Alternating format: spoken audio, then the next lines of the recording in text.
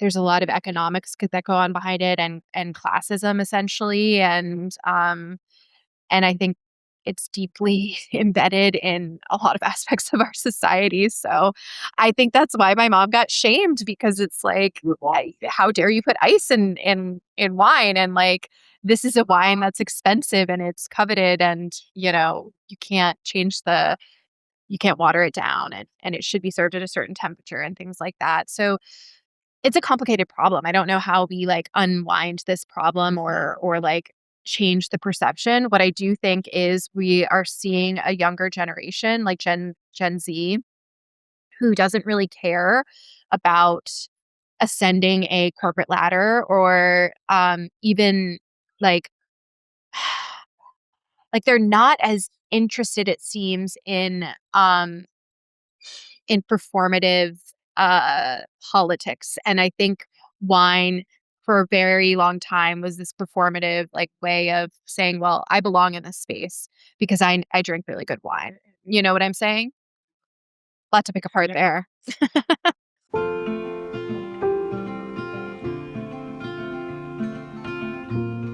Well, welcome everybody back to the Barrels and Roots podcast. My name is Sean Trace. I am your host today, and I have an awesome guest with me. Can you tell me who you are and what you do? Yeah. Hey, everybody. My name is Molly Bossardt, and I have a boutique marketing agency that primarily works with wine brands on their strategy and digital marketing. So kind of ushering them into this new world of marketing and AI, and there's lots of changes happening in how people are consuming beverages also. So helping them connect with customers and yeah, make some sales. I love it. Well, it's interesting too because it is the other day, um, I went home to visit my mom. Okay. And I was like, "Oh, you could ask ChatGPT that." And she's like, "Chat what?" And I was just like, "Oh, oh, okay." Or Claude, what? And I was like, "Who's Claude?" And she said, "Who's Claude?" And I was like, "Okay, this is gonna be fun." And I introduced her, and it's like, why I bring that up is that I'm not shaming boomers, but there's a lot of people that getting on board with new tech. Whether I was trying to figure out my daughter's like learning portal the other day, and I was like, "This is way too complicated." Mm-hmm. And one of the things that I think is helping people understand any type of new transformation, new technology, new era can be really tricky. How are you helping people kind of embrace this new time? Mm. Well, it is hard, and I think part of the problem with the wine industry is that a lot of decision makers and a lot of people that work in the industry are in that boomer category, right? So they're a little bit and not everybody who's a Not boomer is everyone, this way, obviously. Yeah. is a little hesitant to like adapt new technology. How do I do it? Honestly, it's a lot of thought leadership. I'm sharing a lot of success stories with other clients and how this is the way forward essentially, right? Like I think it's a balance too. Sometimes with these people that I work with, it's meeting them where they are, right? So it's not exactly, some people are not going to have all the tools that or use all the tools accessible to them. So it's like, what can we do to meet them where they are? That's half the battle for me, right? I love that meeting people where they're at because at the end of the day, that is like the secret power for anyone working in marketing is Yeah. that you have people who come to you who want an outcome. And I do a lot of videos for people Mm. and we will talk, we'll have a great conversation and then suddenly they're like, "I've got this idea." And I'm like, "That sounds awesome." And then they'll send me the footage and I'm just like, "Oh, wow. Mhm. This Mhm. is not what we were talking about." And so I love going and helping people. And like, I generally don't like to edit stuff for people who I haven't helped film it because Yeah. tonight I'm gonna go way away from wine and marketing for a second and go into a completely different topic. Okay. My daughter's learning how to put in contact lenses. Oh. So we and they're hard. So they're like this called this Ortho K or something like that. It's a special contact lens I wish they had when I was a kid. It's a hard contact lens that overnight shapes your eye. And so when you wake up in the morning, you take it out and you see 20/20. Whoa, And it's that's wild. And then cool. throughout the day, it's super cool. And then at the end of the day, it starts going back to normal. But the longer you wear them, your eye state starts staying in that shape. And one of the reasons it's really good for kids is because it helps prevent their eyes from getting worse. Okay. Now, putting in contacts, going to helping someone interact with something new. My goodness, it's really hard to teach someone a new thing. And so one of the things that I Mhm. had to do is I wanted to drag my daughter and shove the contact in her eye, but I had to work through the stress. And Yeah. we have a beverage that is thousands of years old and Yes. traditions that are also very old. And how do we approach this new time? It's an interesting thing. But we're going to come back to that, I'm sure, but I want to ask you a different Mhm. question. I want to ask you about your journey. Like, for anyone who doesn't know you yet, can you tell me, like, who you are and how did you find this journey in the wine industry? How did you find wine? It's interesting. So I don't know how far back I'll go, but let's go. We'll go to the genesis. Essentially, I studied art history in undergrad, moved to New York City, was working in the arts, and got like kicked around in that field. You basically make no money and can't do anything without a master's or a PhD. And even when you have those things, it's like almost impossible to survive. So I was like, this isn't going to work to live in New York. So I worked in tech startups and through that, like touched into the marketing world more or less. Kind of reset, went to grad school, studied art business. So I was able to focus in on branding and marketing at a much more strategic level than I ever had before. And I was like, oh, this is both interesting and I'm also very good at that. And actually prior to going to grad school, I had this like interim job where I was working in a tasting room at a wine house or a winery, excuse me. Um, and and so I fell in love with wine. I was kind of like, "Oh, there's so much, like, overlap in some ways of that with, like, how the art world works and how wine works," um, and I loved that in the world of wine, you can travel different places, right? Like wine is so place based.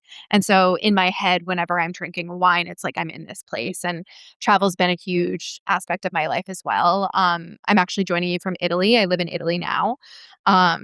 Which is That's pretty rad. cool. Yeah. That's rad. So yeah, just kind of new. So basically I after grad school started working in marketing and in the direct to consumer space in marketing and moved back to my hometown of Charlottesville, Virginia in 2020 during the pandemic. And I looked around at all of the wineries and I was like, why are their marketing, like, why are their websites so horrible? Why are their like Instagram pages more or less like ghost towns with really with like like stock photography. It was really like majority of them were not doing enough marketing wise. And so I leveraged the skills that I had built in New York and built in working in startups and I decided to start my own business focusing on helping these like family owned wineries modernize their marketing. And so I've been doing that for now it's like almost 6 years, which is wild. And I have had this major pivot recently in my own life. Like I left Virginia. My lifelong dream was to live in Italy. I applied for the digital nomad visa and I applied in August. I actually got it 2 weeks later. The whole process started over a year ago. It started in like, it was a very, very long process. And now I moved in October and I've been living in Torino, Italy since October, which is just crazy. So this is like another layer of kind of I'm learning the wine world from a European lens now. All of my clients are still based in America.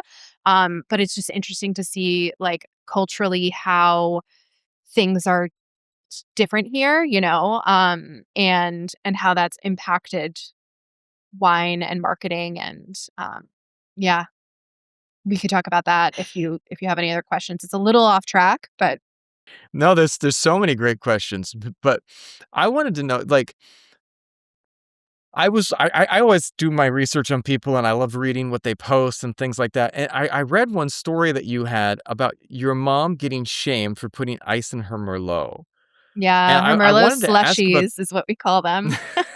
That's awesome. When did you first realize that the wine world had a gatekeeping problem? Because that's something that comes up a lot on this podcast. Like, a lot of people and winery owners are like, "We have a problem." It's not just like people that are consuming, like, the real winemakers are like, "Why has everything become so pretentious?" Yeah, I think it comes back to, I mean, honestly, it being like a European export. I think in the wine, I think, oh God, like, okay, so I grew up in Virginia, and so I think back to when wine came to Virginia and to America initially, it was through, it was through the founding fathers, essentially. Thomas Jefferson brought wine to Monticello, tried to actually cultivate Vinus vinifera on that mountain and failed. And so all of our wine culture was imported from Europe, right? For hundreds of years until, I suppose, I don't really know the history when somebody was able to cultivate, but like, California was a better place, and now we can cultivate in Virginia. It's funny because on that same mountain now there are really amazing grape varietals grown, and like people are doing just fine cultivating on that same mountain Thomas Jefferson tried to cultivate on 250 years ago. So when I first realized that there was gatekeeping was when I was a child. I mean, it's interesting because my mother did grow up, drinking kind of crappy, you know, grocery store wine. It was not something she collected. It was just a drink, and I remember my aunt, her sister, and then another family friend who was a wine collector and was really interested in, I think, the social aspects of wine and how if he could, because oh my gosh, I don't know how much to get into this, but like they came from very working class families. Like my grandparents were very working class. His I'm talking about this family friend, his parents were very working class Irish. And in order for him to blend in with this like, this level of people that he was aspiring to be, essentially, I think wine gave him an in a way. I mean, he was also a professional, had a master's, these kind of things. So I think wine, um and understanding the world of wine and being able to speak about it gives people who maybe came from more working class roots a way to blend in, right? It's the same thing in art. It's very interesting because the art world is full of this too, this like stratified society. I see it in the wine world. I see it in the art world. It's, I mean, there's a lot of I don't know. I mean, there's a lot of economics that go on behind it and classism essentially, and I think it's deeply embedded in a lot of aspects of our society. So I think that's why my mom got shamed because it's like, how dare you put ice in wine? And like, this is a wine that's expensive and it's coveted, and you can't water it down, and it should be served at a certain temperature and things like that. So it's a complicated problem. I don't know how we, like, unwind this problem or, like, change the perception. What I do think is we are seeing a younger generation, like Gen Z, who doesn't really care about ascending a corporate ladder or, even, like they're not as interested, it seems, in performative politics. And I think wine for a very long time was this performative like way of saying, well, I belong in this space because I drink really good wine. You know what I'm saying? Lot to pick apart there. Yeah, right. No, it's interesting too because, I think that that's a really good breakdown of it because the it leads to kind of another thought. Like, I studied acting a long time ago. Mm, One of my many lives, one of my many iterations, and it was funny. Oh, dude, one of the most fun things is like even though it gets hated on in Hollywood, but being a background actor was like one of the most fun things I've ever done. Oh, It's like absolutely stupid. You're sitting there on set. You're getting paid not bad money. They're like, you get to pretend in the background like you're a doctor, and you're like, "Doo, doo, doo, doo, doo," yeah. and and so like, but one of the things too is someone who's pretending to be a doctor and a doctor. Now, if I am pretending to be a doctor, I'm like, this is my stethoscope, and it's like versus a real doctor, it just hangs there until he needs it. And so there's almost there's this performative nature, this performance nature of things versus it just being natural. And I Mm. also read that you said wine is supposed to be pleasure, not performance. And like, where did that idea come from you personally? And how do you hold on to it working inside an industry that often rewards the opposite, you know? Yeah, I think honestly a lot of that too is like having, I mean, I'm still new in Italy, but like living here, wine is a part of everyday culture. And someone who chooses wine at um at lunch or at dinner or whatever, Mhm. it doesn't say it's not this declaration of who they are or who their Right, like background in their class. You know what I'm saying? It's just, right. yeah, this is what I want to drink. I mean, obviously there is some of that. I mean, I'm not gonna pretend that doesn't exist. And Italy is very, very much a world of like classism and there are ultra wealthy people here that, but I'm in an expat community, so that also makes things a little bit easier for me to maybe not see these things. So, yeah, I don't know if that answered your question quite on the spot, but that's It's sort of it's informed some interesting. of my opinions recently. And I do like what you're saying too, because it's like I think that we do have everyone. There's a lot of like I have a financial podcast. I've got a lot of podcasts.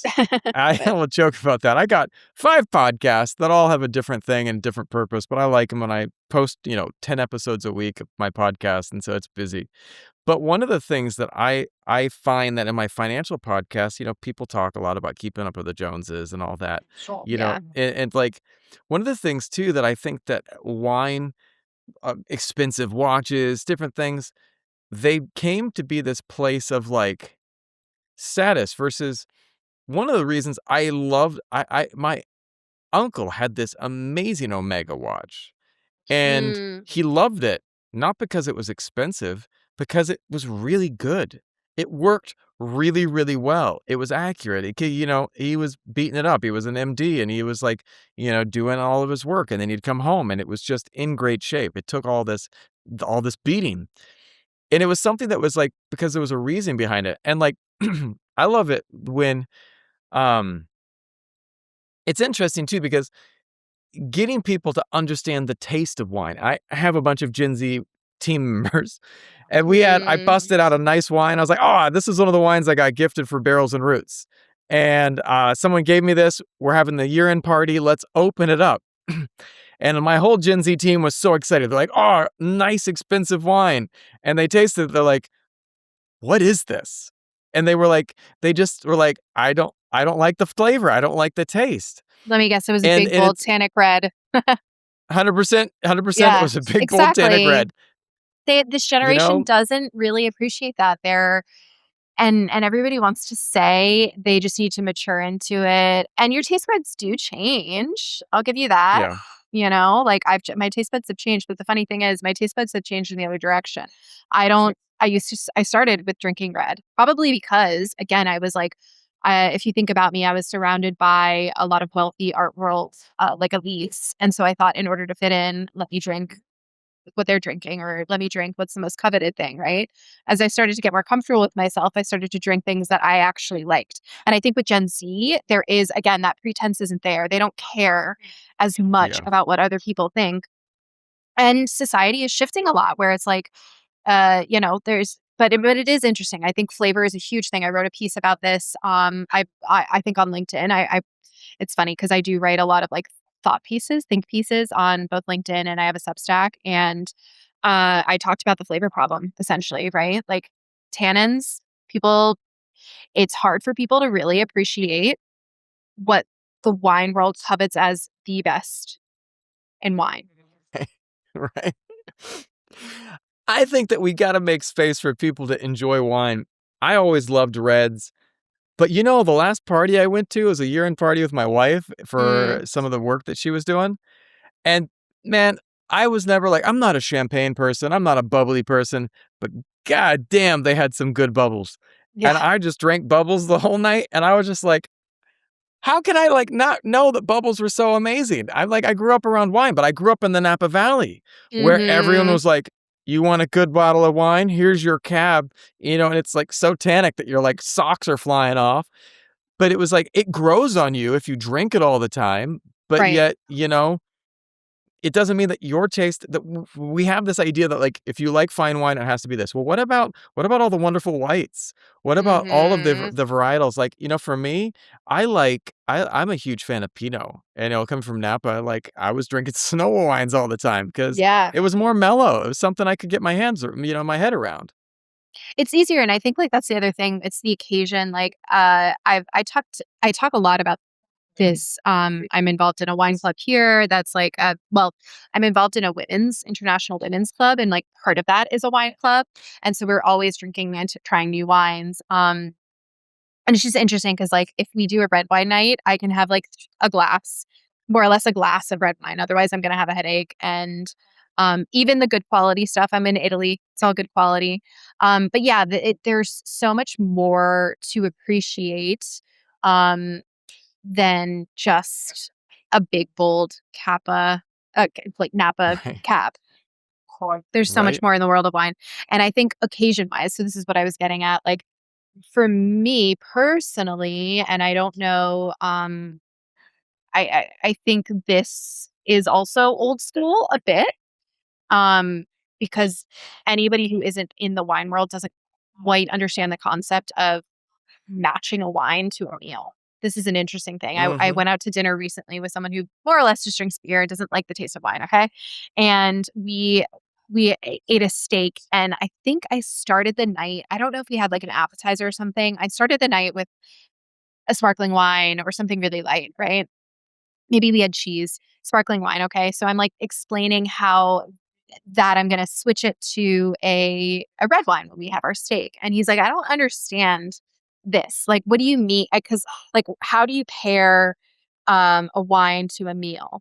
And it's just very interesting how to explain that to someone who doesn't have that concept, who's like, you know, doesn't care. But yeah, and I think those things, those expectations are changing a bit and shifting, and it's like, why not have champagne with your with your steak? I mean, I suppose you could, but Right? you could, and I'm sure I've done it, or like Right? And one of the things too, no, I love it, and I think that, like, the other day, um, I went to this party. And it was interesting because it was very non-traditional wine food. Like, I mean, I live in mm, Southeast Asia, like oh, cool. vermicelli noodle soup, you know? What do you get? Yeah. You eat pho? What are you pairing with pho? Like, what are you pairing with, like pork chop from the street, that's very sugary and got a lot of fish sauce and sugar in it. It's interesting because you could go a couple different ways, but at the end of the day, I think that we have to find permission for people to experiment, and Mhm, find their way, mhm. which I wanna ask you a little bit sillier of a question for a second. Yeah. Like, someone's coming up to you, and they haven't drank much wine before. They haven't had much wine before, and you're gonna pour them 3 glasses. What do you pour them? If they haven't had much wine, I kind of would wanna ask them some questions, like, but I'd probably pour them, a Metodo Classico because it is my favorite, and, I won't drink a Prosecco, and this is a funny thing in Italy, like, you'll talk to the wine people, they won't touch the Prosecco, but we are drinking an Alta Longa potentially, right? Or, a Franciacorta, and these are our go-tos. So I'd pour them something like that, something dry and crisp and bubbly, kinda gauge them on that. Oh gosh, so much of what I've been my wine experience these days, honestly, I would pour them my favorite things, right? Because if I'm in conversation with this person, I don't know anything about them or their taste preferences. I'm just gonna share what are my favorite things, right? So we'd start with the sparkling. Then we'd go to like maybe a Vermentino or there's this delicious white wine that I had. I'll try to find it, and maybe you could put it in your show notes recently from my local. There's like um, a local cheese shop that also has wine, and they make the best. If anybody's ever in Torino, the best panna, which is like whipped cream, absolutely phenomenal. They whip it fresh daily. It's like a little indulgent snack that I get like once a week. So something like a little bit more full-bodied white, that's got nice stone fruit and some like, um, not sweet, still dry, but like a little, I think that's a little bit more of an approachable white, right? It doesn't have any oak on it. It's gonna appear sweeter because it has more of that fruit forward aspect to it, even though it's dry. And it's an interesting thing because people who are not familiar with the wine world will often conflate sweetness and fruitiness, and so this will happen in a vein. And then let's see. It depends upon the context what the third one is, but yeah, I could do like a light bodied red, or even I really do dig like a red with a little bit of um bubbles to it, right? So something that you can chill, like a chillable red. This is what I would do. It's also getting warm here, so I'm like thinking about springtime. Right? It's interesting Hmm. too because that question is like the one I get the most variation on, and one of the beauties of that is I think that there's such a wide world out there that there's so much that people can try. And I think So that, much. one one of the things too that like there's a tension between the traditional craft and welcoming people in. But like, do Yeah. you think that can they coexist? Can we find ways to do both? Well, I think they're gonna have to. And I think one thing uh, that I have an issue with in the wine world, and this is my perspective as a marketer, um, is that most people who own wineries, or most people are building a product for themselves. They're not building a product for their audience, and they don't even give it like they don't even think about who they're making it for. I mean, I've literally been in cellars when winemakers are talking about how they're going to age a wine, or like even down to how they're going to compose a blend, right? And and never have I heard, well, what do you think our customers would like? It's never comes down to that. And I think there is a balance because it's almost like, is this an art or is this a product? And it's like, you have to decide, because artists make art for themselves, Are you an artist, or are you someone selling a product? And what's the challenge there? I think it's an identity question that each winery needs to decide. And it's like, are you in this for profit, or are you in this for the pure pleasure of making something for yourself and making the best version of that? And those are the two options. Yep. I think about if you think any other industry. If any other industry behaved the way the wine industry did, it would bury them. I think Yeah. about recently what Jaguar came out with their new remodeled car that went against all the designs that the people that had Jaguar loved, and people are like, Mm, Really?" But you think about that with any car, like if you're like, I'm gonna make a car and I'm gonna make it so that there's no doors. Why? Because I like it with no doors. I like the fresh air. And people are like, dude, we want doors. We really want doors. No windshield yeah. because I like the feeling of the earth and wind on me. People are like, what? When it rain? Are you serious right now? But that's the way the wine industry works. They're like, we're gonna Yeah. do it the way we want to. Well, why? Why is that? Why are you doing it the way you want to? Because it's ours. It's our tradition. You're like, okay, well, that's great. But, I think balance, Yeah, I think it's balance. I do think also there's like an immense egotism in the wine world that you also see again in the art world. And that egotism is I know best and my taste is best and everybody else will catch up or will learn. You see this like if anybody is listening, go to my comment section on my LinkedIn. When I say something about this, oh my God, okay, first of all, look at the people who are saying kind of mean things or usually people are respectful, but there are some people who are really disrespectful. Look at their profiles because I can guarantee you they are not under 40 and they are not women. They're old men. Right. They're all old men, like, It's true. and they can't take It's it. funny because it's true. Yeah. The people on this podcast generally are pretty polite, but there's been a couple people in the comments that just went off the deep end, and I was like, "Wow, how did you go from here to here, man?"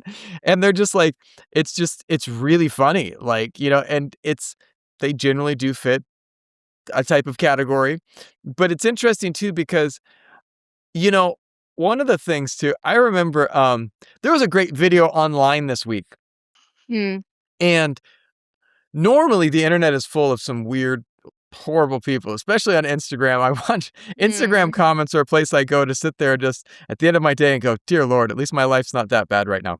mm. But one of the things, there was this video, and it restored my hope in humanity. And it was these typical like nerds. These kids were and they were LARPing in this hallway. They had like, they were sitting there like, my magic enchantment 35, and they were throwing little things at each other. Yeah. And then the other guy's like, sneak attack, sneak attack. And it was the nerdiest thing I've ever seen. And Aw. I grew up as a massive nerd. I'm a super nerd, and I got to do LARPing once, and it's literally one of the most fun things of my life. But one of the things that happened there was like everyone was sitting there going, and these guys are having way more fun than the rest of us. The comments that you thought could normally on Instagram go this way, people went this way because they're like, "What's wrong with this? What's wrong with someone putting some ice in their wine? What's wrong with someone Yeah. coming in and sitting there and asking questions because they don't understand?" It's Yeah. like, it's not going to hurt anyone. And in fact, it might open the door to someone who could be a lifelong customer. And that's the thing I think people are continuing to miss. It's like, if you're not meeting people where you're at, you are cutting out a huge market segment. And that's just, I don't care what industry you're in, that's stupid. It's just downright stupid. Yeah, yeah, and I will say I do see this a lot I think, like, hospitality is doing a really good job of meeting the customer where they are. I see it more on the ground level than on marketing or even in, like, the decision makings. Like, if you think about I don't have the recent data, but I went to, Unified, not this year, but the year prior, and you looked at, the data about what where there is growth in the market. There's growth in aromatic whites. There's growth in, I think some sparkling wines, right? Where there is dips, where like people, it's like off a cliff's edge is in like cabs, basically, right? And like these big tannic reds. And then you looked at the data and you saw, well, a lot of people are pulling up these grapes, these vineyards, but also they're replanting. They're replanting the same things that you're seeing are not actually that people aren't drinking or like people are drinking less of. And yeah, it's kind of maddening. It's kind of maddening. I don't know. I think that it's interesting because um, I think it all comes back to education too. Like, how can we educate people? The wine industry is always talking about educating people who are coming to wine, but how about educating the people that are in wine? Because it's like you got to have the two sides. I was working as a teacher for many, many years. I worked as a teacher. And we are educating the children, but the children the teachers are always constantly having to be educated on the new trends, on the new things, on the new stuff that's happening in the industry. And if you're not, like, how do you teach a kid? I walked into a class and the kid was like, "Shh." And I'm just like, "What the hell is that, man? I don't even know like, I don't know what that is." And my daughter, I was at home. I was like, "Alana, do you know what this is?" She's like, "Oh yeah, that's mewing." I was like, "What's that?" Yeah, I don't But know what that like, is either.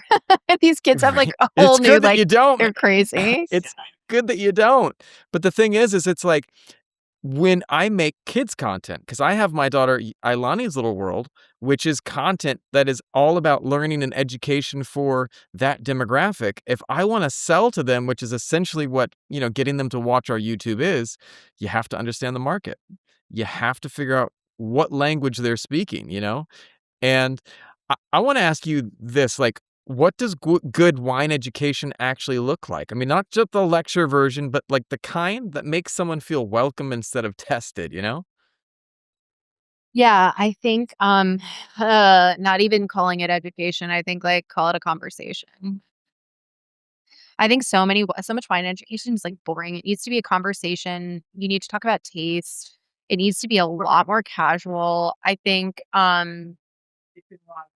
it needs to involve a lot more questions, you know? So these are my things. It's like ask questions, meet people where they are, learn about them, learn about their experience with wine. And then there are some really, again, like I keep saying, like the boots on the ground people are generally doing this much better than like, anybody in the cellar. Don't tell anybody in the Yeah, cellar I said that. Oh God. But I won't. yeah, except for this is gonna be on a podcast. But, There you go. like a lot of people that I know are amazing wine educators because they have they are not snobs, right? They ask questions, they engage, and they disarm.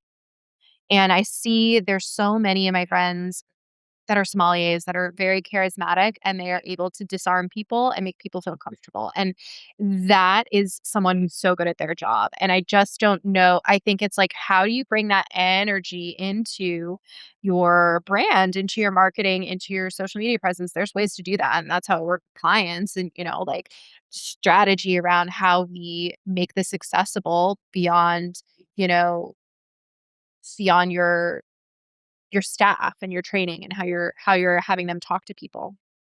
I think it's all down to word, it's down to choices, it's down to questions, it's down to like, yeah, like, you know, assuming that people or like not even making assumptions. I think you need to gauge people's understanding because it can be annoying too. Because I've been in situations where I go to a wine tasting and I know about wine and people assume I know nothing about wine. So then that is annoying because I'm like, well, I'm not getting anything out of this because you assume my Mm. knowledge is here, whereas my knowledge is here. So you need to meet me there. And if you just asked a couple questions, you would know, and then we could have a full conversation. I went to a class with my daughter, and the teacher talked the whole time. Yeah. And it was a piano class, and the teacher's like, "I'm gonna tell you this," and we spent like we got 3 classes, and everyone's like, "This is one of the most highly respected teachers in the city." And we went to 4 classes with him, and he didn't shut up half the time. And he was just judgmental and annoying, and he sat there with, like he had this thing, and he always, like, inhaling this menthol thing to kinda clear his nasal thing, and he had it hanging out of his nose, and I was just like, "Dude, what are you doing, man?" And finally, after he yelled at my daughter, judging her one more time for answering a question wrong, 3 classes in, she hadn't touched a piano. And I was like she had been playing with her prior teacher, and then finally, I looked at her, I said, "Stand up.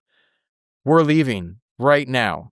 I walked out mid-class. I was just like, "This is not what I'm paying for. You are not even having your fingers on a piano."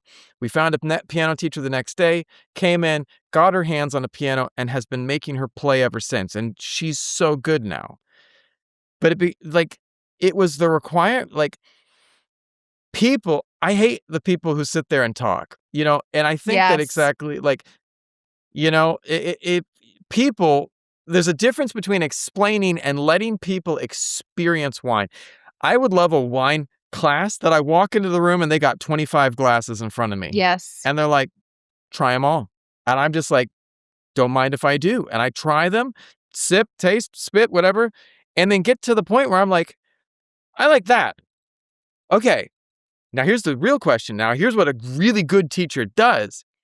Helps me understand why I like that, what was special about that, and then what are the flavor profiles to that, and then if I like that, what else might I like?" And Right. then, like, that's where it needs to be at?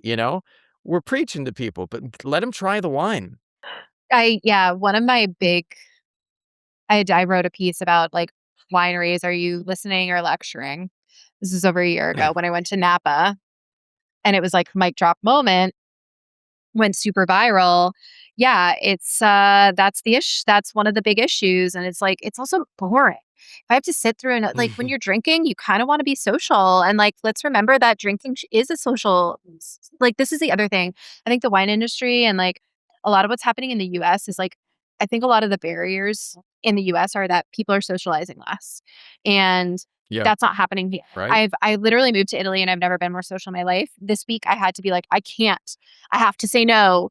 I have to go like, be at home and I joined a run club. And so I'm like, I'm busy. I'm not socializing. But anyway, we have to remember that like when people are drinking, they are going to feel looser. It's an alcohol. You can't Yeah. expect them to be fully engaged in a 30-minute lecture. And I see this with brands over and over and over again.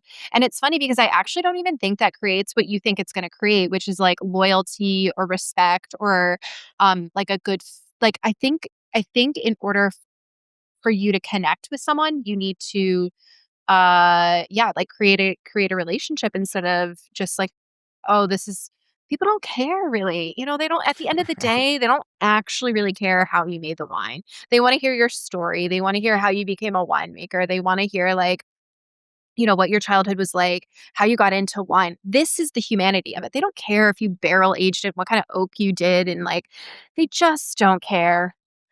I hate to say it. Even me in the industry, I'm like, I just don't care.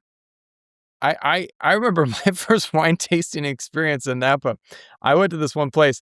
I thought that the guy was gonna need an exorcism because he's up there. He's like, "So you Mm, swirl your," and I was just like, "Dear God, man, what are you doing?" And it's like it was so performative, and he oh just my was doing these things, God. and you just like the Yes. mouth noises, and I just like, dude, it's Anthony Hopkins. He's gonna start screaming fava beans in a second, and I like, Oh my and it God. was, yeah. But I was just like, I was sitting there going, I turned to my friend. I was like, the fuck is happening right now? Like, I don't know what's going on, man. And the guy was just, and like, you'd think he'd get the cues, the social cues in that moment were not seen. He did not understand that it was not going over well. He just kept going and going and going and droning on and on. And finally, like we left that winery and we were just not having a great experience. But then we sat there. My friend's like, let's go to this other place. My friend is one of the guys who does the tastings there. Mm, And we went up there, and the friend took care of us, man. We got yeah. there, and the whole time the guy's like, "Oh, you guys are good. I'm gonna go help these guests. Try this." And we'd try it. And then the dude came back 30 minutes later, try this, try this. 45 minutes later, came back, try this. And he kept giving us, you know what? We each left with 2 bottles. We each were like, we tried so much, and the guy was so non-pressure. It was just such a fun, Yeah. like, yeah, man, you guys are totally welcome here. Oh, do we need to move? Do we got to keep going? No, no, man, just sit and enjoy the wine. And then we both bought bottles. And it was just like, because it was so not pretentious. Yep. He created an experience that you want to like relive again. So you buying that bottle when you open it up at home, you're going to think about this experience, and that's what you need to do, and it's better with a conversation and some fun and some good, company versus a lecture. 100%. 100%. If people want to learn more about you and your company and what you do, where should they look? So my website or my LinkedIn, which will feed into my website.